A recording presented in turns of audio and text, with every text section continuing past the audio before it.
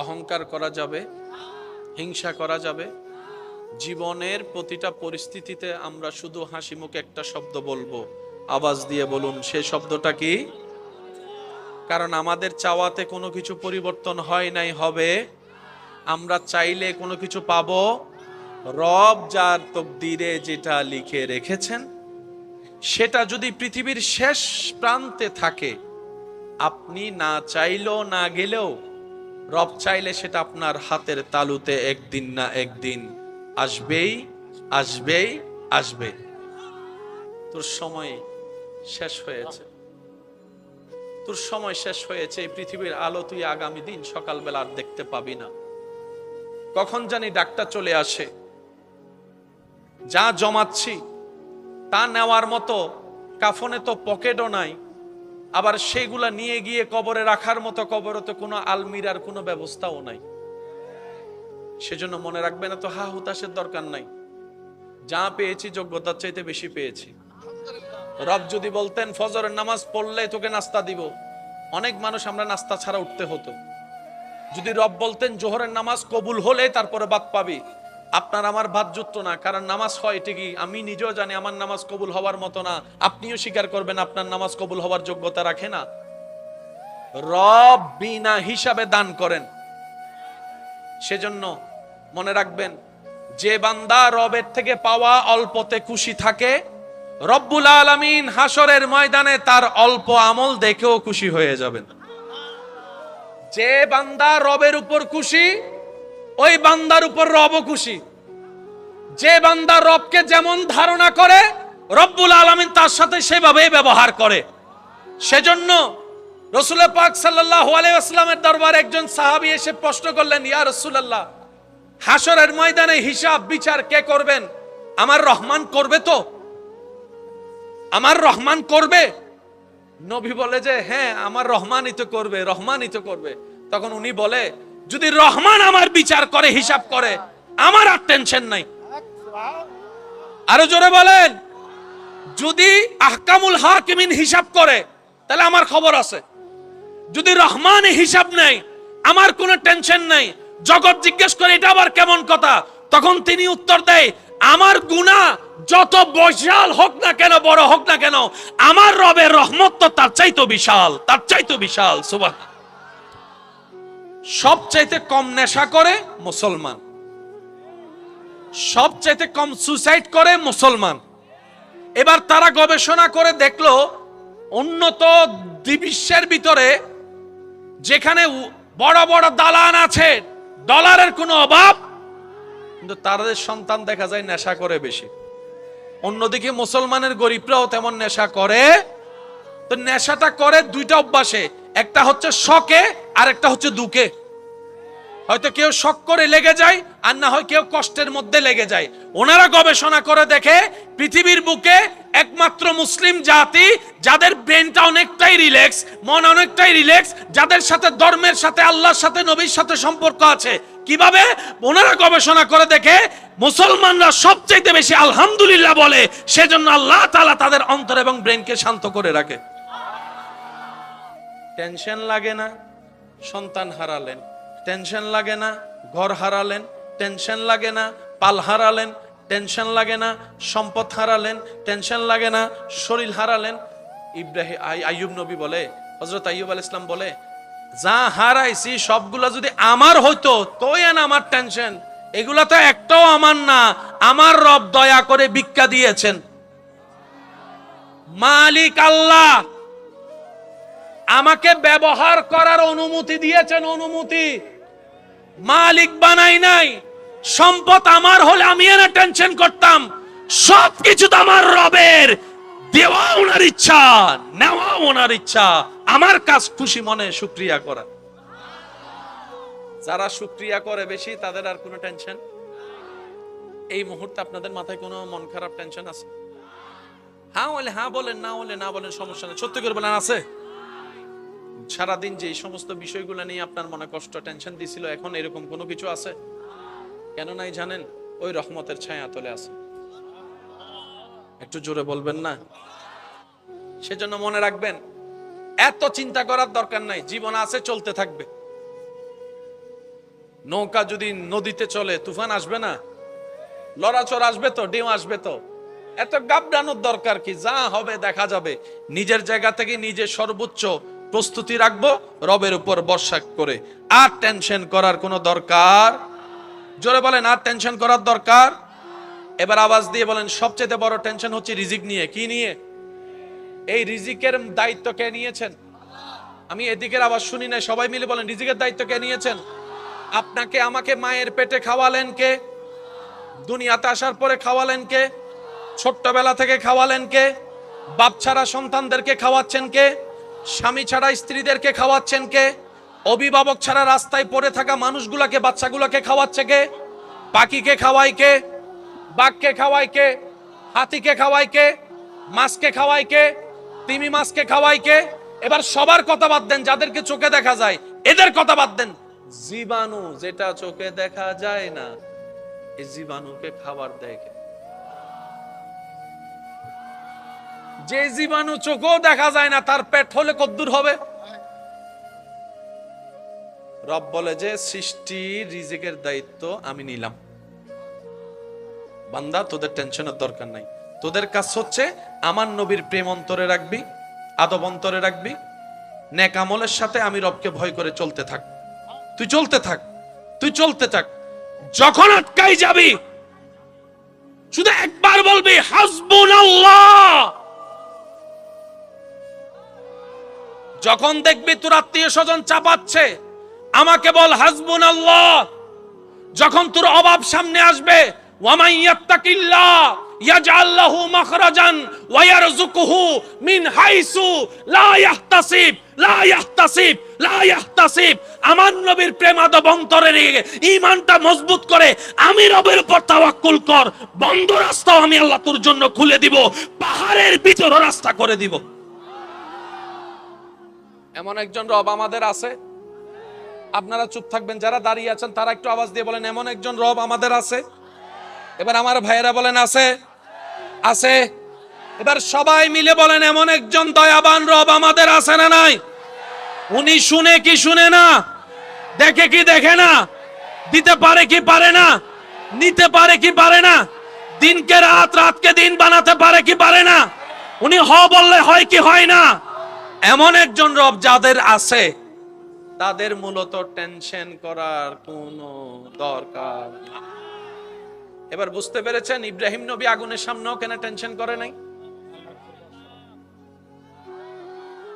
হয় না, হয় না।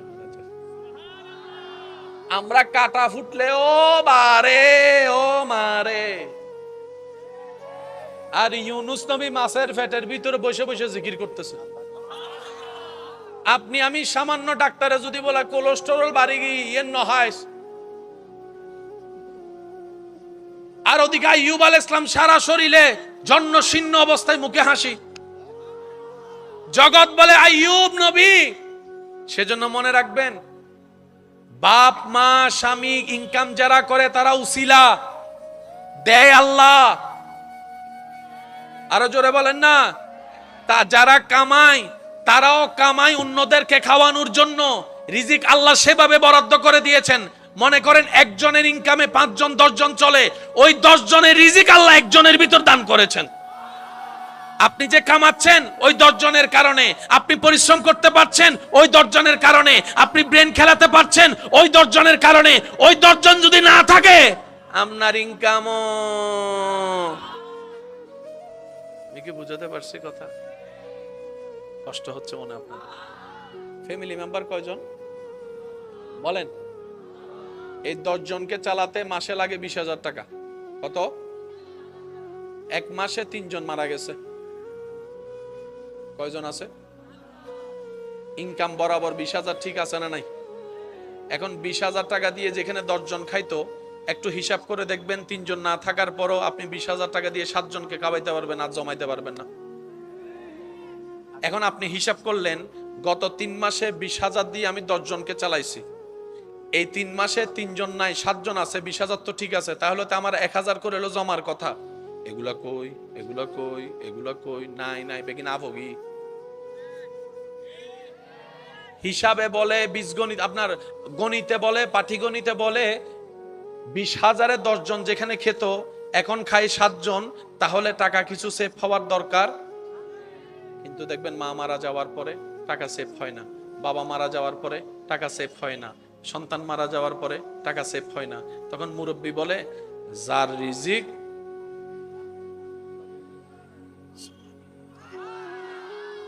আর এক কান আস্তে করে হসাই সুবহানাল্লাহ, যার রিজিক সে নিয়ে গেছে। তা আমার 20,000 টাকা, রব বলে যে তোর 20,000 টাকা কামানোর মুরদ নাই, ক্ষমতা নাই, যোগ্যতা নাই, ওই 10 জনের উসিলায় আমি তোরে 20,000 কামানোর তৌফিক দিয়েছি। তুই বান্দার হাঁটার কোয়ালিটি নাই, ওই 20 জনের পেট ভরানোর জন্য আমি আল্লাহ তোরে ক্ষমতা দিয়েছি। বান্দারে লা ফাখারা লা ফাখারা লা ফাখারা, অহংকার করিস না, বিনয়ী হ, শুকরিয়া কর। লাইন শাকারতুম লা আযীদান্নাকুম, 2 টাকা পেয়ে শুকরিয়া কর, আমি আল্লাহ চাইলে 2 কোটি টাকার মালিকও তোরে বানায় দিতে পারি। একটা কথা মনে রাখবেন, জীবন নিয়ে, জীবনের মুহূর্ত নিয়ে যত অভিযোগ করবেন, আপনার জীবনটাই নষ্ট হবে, জীবনের সময়টাই নষ্ট হবে, আপনার টেনশন বাড়বে। যা আছে যেমন আছে আলহামদুলিল্লাহ, পোলাও হইলে পোলাও, শাকভাত হইলে শাকভাত, পেট ভরা হচ্ছে মেইন কথা। কথা বলেন ঠিক কিনা? বাস খানাটা হালাল হলেই যথেষ্ট। এত টেনশনের দরকার? যুবক আওয়াজ দিয়ে বলেন, এত টেনশনের দরকার? আল্লাহ দিল আলহামদুলিল্লাহ, আল্লাহ না দিল, আমাদের আল্লাহ যেভাবে রেখে খুশি, আমরা বান্দা সেভাবে থেকে খুশি। এমনি একটা কথা বলেন, লাইটওয়ালা হলে কি হইতো? লাইট ছাড়াতে কমতি কি? আহামরি কোনো কমতি? তখন লাইটের আলোতে মানুষের চেহারা দেখা যাইতো। এখন এই অন্ধকারের ভিতর আপনাদের ঈমানের আলোতে, আপনাদের আওয়াজ শুনে ঈমানের নূর দেখা যাচ্ছে। তো কিছু কিছু সময় নেগেটিভের ভিতরও পজিটিভ, বলে না, নেগেটিভের ভিতরও পজিটিভ। সত্যি করে একটা কথা বলেন, নামাজের মধ্যে মজা পাওয়ার ইচ্ছা আছে না নাই? একাকী অন্ধকারে হালকা আলোতে নামাজ পড়ে যে স্বাদ, রুমে কেউ নাই, হালকা অন্ধকার আলোর ভিতর আপনি দাঁড়ায় দাঁড়ায় নামাজ পড়তেছেন, এটার একটা আলাদা স্বাদ, মজা আছে না নাই? আরো জোরে বলেন, আছে না নাই? তো কিছু কিছু প্রেমের ক্ষেত্রে রাতের অন্ধকারেরও দরকার, বলেন না, রাতের অন্ধকারের দরকার। এত কথা বুঝি না, এত কথা জানি না, যেমনই আছে আমি আলহামদুলিল্লাহ। আমার সাথে যারা যারা একমত তারা একবার বলেন আলহামদুলিল্লাহ। একটু ডান হাত তুলে দেখাই, বলেন আলহামদুলিল্লাহ। কারো কোনো আপত্তি নাই তো? এবার হাত নামান। 120টা? 120টা? যেখানে আপনি আমি 1 পৃষ্ঠাও মুখস্থ রাখতে পারি, আল্লাহর কুদরত 600 পৃষ্ঠা মুখস্থ করে ফেলছে। সুবহানাল্লাহ কয় না? আমার ভাইয়েরা, ক্লাস 9-এ যেগুলো পড়ালেখা করছে, ইন্টারে ওঠার পর মনে থাকে, স্বাভাবিক, এটা একদম মনে থাকে। জান্নি ভাই বোর্ড ভুলে গেছে, জান্নি ভাই ট্রেন ভুলে গেছে, প্যারাগ্রাফ ভুলে গেছে, এসে ভুলে গেছে, ভোকাবুলারি ভুলে গেছে, আছে না নাই? বাংলা রচনা বলেন না মনে, বীজগণিতের সূত্র, সাইনটিটা, কসটিটা, কসেকটিটা এখন মনে। কিন্তু যখন কোরআনে হাফেজ বড় হয়, যত বয়স হয়, আরো আসে, আরো আসে। সুবহানাল্লাহ বলবেন না ভাইয়া? আপনি মুসলিম, আপনার ধর্ম ইসলাম, আপনার নবী রাহমাতুল লিল আলামিন, আপনার রব রব্বুল আলামিন, আপনার কিতাব কুরআনুল কারীম। আমরা আমাদের ভুলের কারণে পিছনে পড়ে আছি। আল্লাহ আমাদেরকে সর্বদিকে পারফেক্ট করে দিয়েছেন, আমরা নিজেদের যোগ্যতা নিজেরা ধরে রাখতে জানি না। এই কথা বলেন ঠিক কিনা? না হয় আজকে পৃথিবীতে আমরা মাইর খাইতাম না, মাইর দিতাম যে। এখন তো বিলাইও আর দেখি মেয়াও অর কিছু নমাতে, বিলাই বাগরে দেখি কি হদ দে মেয়াও, আর বাগে সুন্দর করি মাথা নিচু করি যার গুই। কারণ বাঘ বুলি গি বাগর ক্ষমতা, ঠিক না বে ঠিক? বাঘ বুলি গি বাগর রাজত্ব, ঠিক না বে ঠিক? আল্লাহ পাক আমাদেরকে সে আবার আগের অস্তিত্বে ফিরে আসার তৌফিক দান করুক, বলেন আমিন। এবার আমার ভাইরা একটু মনোযোগ, কোরআনে হাফেজ এখানে অনেকেই আছেন, বাবা একটু মনোযোগ দিবেন। না হলে নাই, বাদ দেন, কিছু করার নাই। আমার আওয়াজ কি ক্লিয়ার শুনতে পাচ্ছেন? কোরআন এমন কিতাব যেখানে সব ধরনের জ্ঞান আছে। সুবহানাল্লাহ। শুনিয়ে আমি আস্তে আস্তে বলবো যেন আপনারা মনোযোগ দিয়ে শুনে নিয়ে যেতে পারেন। কোরআন এমন কিতাব যেখানে বিমান যখন ছিল না তখন সময় কি কম লাগতো না বেশি লাগতো? ভাই মাইকের বাহিরের আওয়াজটা একটু কমাই দেন, মানুষের যেন কষ্টের কারণ না হয়। শুধু ভিতরে ইনডোরে থাকলে চলবে, ইনডোরটা খেয়াল করেন আপনি, বাহিরে যেন মানুষের কষ্টের কারণ না হয়। এখন আছে কি বিমান? বলেন কি আছে? বিমান কি প্লাস্টিকের? বলেন না। বিমান লোহার, অনেক ভারী। বলেন না ভাই। ভারী জিনিসের নিয়ম হচ্ছে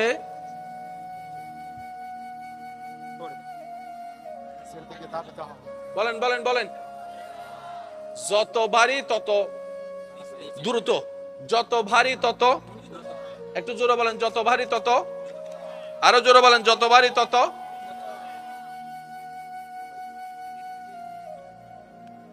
যত ভারী হবে তত দ্রুত নিচের দিকে নামবে। নিউটনের সূত্র অনুযায়ী মাধ্যাকর্ষণ, গ্র্যাভিটি। সেজন্য আপেল উপর থেকে, বলেন না, নিচে পড়ে। আপেল উপর থেকে নিচে পড়ে, আম উপর থেকে, লোহা উপর থেকে, ইট উপর থেকে, যত ভারী। এবার আপনার দৃষ্টিতে বিমান কত ভারী? সুবহানাল্লাহ। নহর বিমান যত ভারী, এই ভারীর উপর আরো লোড হচ্ছে দুইটা দানা, দুইটা দানার ভিতরে পাকা।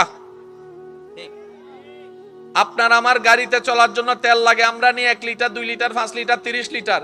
বিমানে তেল নাই হাজার হাজার হাজার লিটার। এই তেলগুলা থাকে বিমানের পাকে।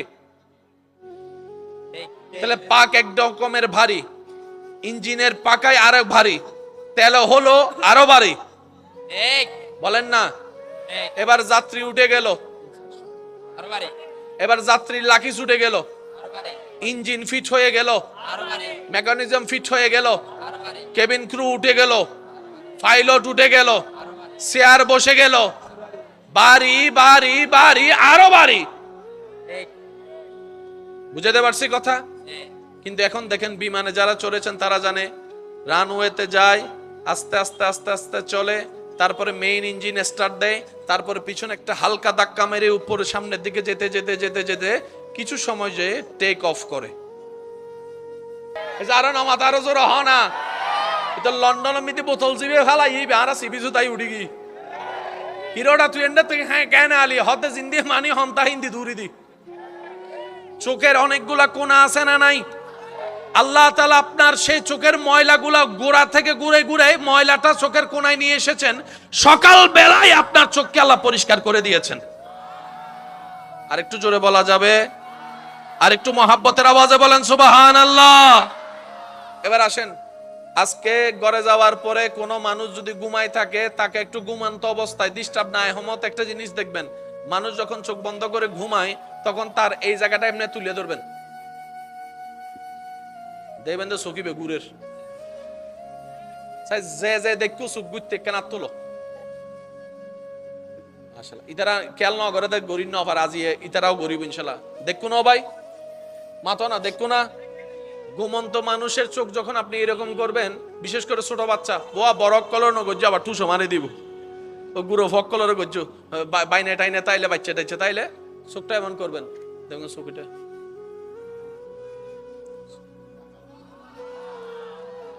যারা রবের বান্দা, রবের নিয়ামতের শুকরিয়া আদায় করতে চান, প্রাণ মন খুলে বলেন সুবহানাল্লাহ। এমন ভাবে সুবহানাল্লাহ বলেন যেভাবে বললে আপনার নিজের শুনতে শান্তি লাগবে, সেই আওয়াজ একবার বলেন সুবহানাল্লাহ। এবার প্রাণ মন খুলে রবের জিকিরে বলেন আল্লাহু আকবার, আল্লাহু আকবার। আপনি চোখ ঘুরাইতে চাইলে পারবেন না, ঘুমাই গেলে চোখটা ঘুরে ঘুরে ঘুরে ঘুরে।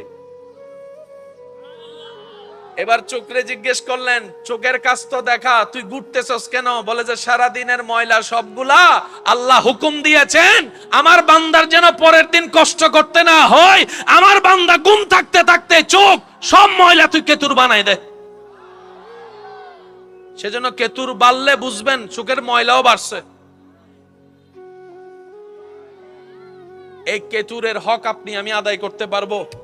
তাই তো আল্লাহ তাআলা বলে ফাবি আইয়ি আলাই রাব্বিকুমা তুকাজ্জিবান। আমি আল্লাহ তোরে দিয়েছি, তুই শুকরিয়া আদায় করতে পারবি না, গণনা করতেও পারবি না। তো নবী বলে, আল্লাহ শুকরিয়া তোমার পছন্দ, বান্দা করলে তুমি খুশি হও, এত নিয়ামত দিছো, একটা একটা শুকরিয়া তো আমার উম্মত করতে পারবে না। এখন আমি তো চাই আমার উম্মত তোমার পরীক্ষায় পাশ করুক। আল্লাহ এমন একটা সহজ করে দাও যেন শুকরিয়া আদায় হয়ে যায় সব নিয়ামতের একসাথে। তখন নবী আমাদের জন্য যে সুযোগ করে দিয়েছেন সেটাই শব্দের নাম হচ্ছে আলহামদুলিল্লাহ। জোরে বলেন আলহামদুলিল্লাহ। আলহামদুলিল্লাহ মানে আপনারা জানেন, সবাই বলেন তো, সমস্ত, বলে না, সমস্ত, সমস্তর ভিতর আর কিছু বাদ, চোখের দেখা বাদ নাই, হাতের ধরা বাদ নাই, হাঁটা বাদ নাই, কিডনি বাদ নাই, বলা বাদ নাই, স্ত্রী বাদ নাই, স্বামী বাদ নাই, সব নিয়ামত এক শব্দে আলহামদুলিল্লাহ। এটা আমরা পাইছি, আমরা আমরা আমরা সেজন্য উঠতে বসতে মন মতো হোক না হোক আমাদের জবানে আল্লাহর শুকরিয়ার একটা শব্দ থাকবে। আওয়াজ দিয়ে বলুন সেই শব্দটা কি? আর একটু জোরে বলেন সেই শব্দটা কি? আমাদের এত লাভ লোকসানের হিসাব করার দরকার, যা তকদিরে আছে তা হবে, যা গেছে তো গেছে, ভাবনা করে কি পরিবর্তন হবে? ভবিষ্যৎ নিয়ে হাজার ইন্স্যুরেন্স করেও কি কোনো লাভ হবে? মৃত্যু যদি চলে আসে কে ঠেকাবে? আপনি যদি কামানোর আগেই মরে যান, আপনার ছেলে মেয়ে উপবাস থাকবে, আপনি মনে করছেন না না না না, রবের বান্দার দায়িত্ব রব নিয়েছেন। সেজন্য স্বামী থাকলো স্বামী না থাকলো বউয়ের পেটে খাবার ঠিকই যায়। কেন? স্বামী আনা নাই, বান্দার আল্লাহ তো আছে। আল্লাহ হাইয়ুন, আল্লাহ কাইয়ুম, আল্লাহ হাইয়ুন, আল্লাহ কাইয়ুম, আল্লাহ জুল জালালে ওয়াল ইকরাম, আল্লাহ কাদের, আল্লাহ মালিক, আল্লাহ আজিজ, আল্লাহ রউফ, আল্লাহ রহিম, আল্লাহ রহমান, আল্লাহ রহিম, আল্লাহ করিম। রব বলে যে আমি সমস্ত সিফত আমার বান্দাদের জন্য প্রকাশ করে দিই। যার রব আমি আল্লাহ, সে যেন রিজিক নিয়ে খাবার নিয়ে টেনশন না করে। এ কথা মাথায় থাকবে ইনশাআল্লাহ। আপনার কাজ হচ্ছে আপনার যে দায়িত্ব সেটা পালন করা। আমাদের দায়িত্ব কি? দায়িত্ব পালন। বলেন আমাদের দায়িত্ব হচ্ছে দায়িত্ব পালন। আমাদের কাজ হচ্ছে কাজ করা। আমাদের কাজ হচ্ছে খেয়াল রাখা। সব কিছুর মূলে আসল দায়িত্ব কে পালন করেন? আওয়াজ দিয়ে বলেন কে? এবার আমি আপনাদেরকে বলি, একটু সহজে বললে বুঝতে পারবেন। আপনি আপনার ছেলে মেয়ের জন্য খাবার আনছেন, আপনার স্ত্রী রান্না করে দিছে, সন্তানের টেবিলে ভাত নিয়ে বসছে, আল্লাহ যদি ডুব গিলতে না দেয়, এখন বাপ হিসেবে কেমনে খাওয়াবেন? ইঞ্জিন নিয়ে, কিন্তু নিচে পড়ে না।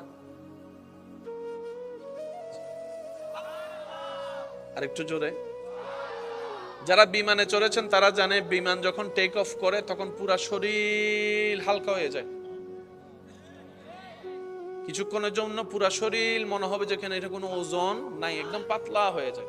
আপনি বিমানে বসে আছেন কিন্তু উপরে নিচে নামলে সেটা আপনি শরীর থেকে বুঝতে পারবেন। যখন শরীর নিচে বিমান যখন নিচে নামে তখন শরীর কেমন জানি উপরের দিকে উঠে যায়, একটা ভাব আছে না নাই? এবার আপনারা বলেন, এই বিমান আবিষ্কার যারা করেছে বিজ্ঞানীরা, সূত্রটা পেল কোত্থেকে? মানুষ নিয়ে যে উড়া যায় আকাশে, এই সূত্র পেল কোথায়? যে কোরআন নিয়ে আমরা গবেষণা করি না সেটা নিয়ে তারা গবেষণা করেছে, সূত্র পেয়েছে কোরআন থেকে। ঘটনা হলো সুলাইমান আলাইহিস সালামের তক্তা। আরো জোরে বলেন। পৃথিবীতে সর্বপ্রথম কোন বাহন নিয়ে কেউ যদি আকাশে বাতাসে উড়ে, উনি হচ্ছেন হযরত। পানির নিচে একটা গাড়ি চলে যার নাম হচ্ছে সাবমেরিন। সাবমেরিনের ভিতর মানুষ আছে না নাই? পানির ভিতরে, গাড়ির ভিতরে মানুষ বেঁচে থাকা তীর পেল কোথায়? হযরত ইউনূস আলাইহিস সালাম। মনে রাখবেন আমার মুসলিম ভাই এবং বোনেরা, ইসলামকে আল্লাহ কোরআনকে এমন ভাবে ডিজাইন করে দিয়েছেন, পৃথিবীতে কারো সামনে ন্যায় নীতি ভাবে আপনার মাথা নত করার কোনো দরকার নাই, কোনো দরকার নাই। ইশকে মুস্তাফা দিলে জায়গা দেন, আল্লাহর ভয় অন্তরে জায়গা দিয়ে কোরআন সুন্নাহ নিয়ে যেখানেই যাবেন মাথা উঁচু করে যেতেও পারবেন, মাথা উঁচু করে আসতেও পারবেন। এমন কোন বিষয় নাই যেটার কথা ইসলামে নাই। সুবহানাল্লাহ বলবেন না? ভাইয়া ভাইয়া ভাইয়া প্লিজ একটু একটু, এখন আর কিছু করার নাই, বাদ দেন। দেখার জন্য চোখের দরকার আছে না নাই? সত্যি করে বলেন, চোখের মধ্যে পানি আছে না? এই চোখের মধ্যে যদি আপনার এই জায়গার পুতুলির মধ্যে যদি পানি না থাকতো, গ্লিসারিন না থাকতো, আপনার এটা স্মুথলি ভাবে বন্ধ হতো না, খুলতো না, ঠিক না? যদি এখন আপনি চোখের সেই মনির পাশে যদি একটু পরীক্ষা করে দেখেন, দেখবেন এটা পানির মতো লাগে কিন্তু পানি। আর এটা যদি তেলের মতো হইতো, ময়লা সবগুলো আটকাই থাকতো। সুবহানাল্লাহ বলে না? আর যদি সেটা পানির মতো হতো, পুকুরে ডুব দিলে দেখবেন অনেকক্ষণ গোসল করলে চোখ লাল হয়ে যায়, চোখ জ্বলে, ঠিক কিনা? বেশি পানি লাগলে চোখ টিকবে, তেল থাকলে চোখ টিকবে। আল্লাহ এমন কিছু আপনার চোখে দিয়েছেন, বারবার চোখের পলক পড়ে কিন্তু ব্যথা লাগে না। সুবহানাল্লাহ বলেন না? সুবহানাল্লাহ, সুবহানাল্লাহ। নবীজি বলছেন সারা পৃথিবীতে যা আছে মানব দেহে তা আছে। মান আরাফা নাফসাহু ফাকাদ আরাফা রাব্বাহু। সারা পৃথিবী যা মানব দেহে তা। সৃষ্টিকে খুঁজো, স্রষ্টাকে খুঁজো সৃষ্টির মাধ্যমে। তো পৃথিবীতে যদি সাগর থাকে, মানব দেহে সাগর কোথায়? এবার বলেন, সাগরের পানি কি মিষ্টি না লবণ? চোখের পানি? সুবহানাল্লাহ, আমি শুনি নাই। নবী বলে পৃথিবীতে যা আছে মানুষের দেহের মধ্যেও তা। পৃথিবীতে সাগর আছে না নাই? মানব দেহের সাগর হচ্ছে চোখে। সাগরের পানির শেষ, চোখেরও পানির শেষ। সাগরের পানি মিষ্টি না লবণ? চোখের পানি, চোখের পানি বলেন, বলেন চোখের পানি, চোখের পানি। সত্যি করে একটা কথা বলবেন, পুকুরে গোসল করলে তো মাঝে মধ্যে চোখ খোলেন এক সেকেন্ডের জন্য। সাগরে কেউ ডুব দিয়ে চোখ খুলছে? চোখ শেষ। তো লবণ পানি তো চোখ থেকে বের হয়।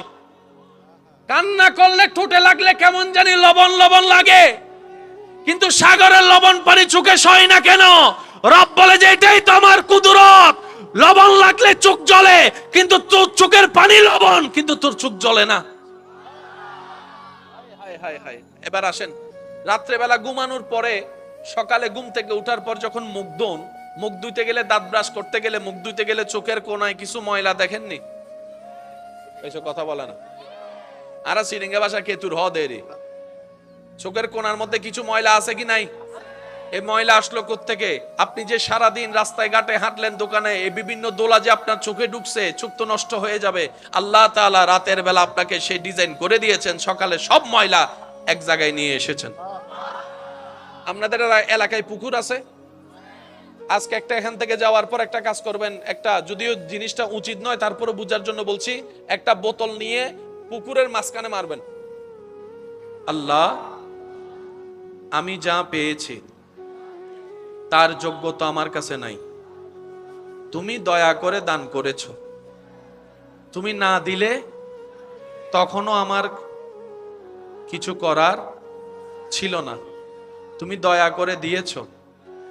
আমি মন থেকে তোমার দরবারে শুকরিয়া করলাম, আলহামদুলিল্লাহ, আলহামদুলিল্লাহ, আলহামদুলিল্লাহ। এবার চোখটা খোলেন, সত্যি করে বলেন, যার যার অন্তরে শান্তি লাগছে তারা একবার বলেন মারহাবা।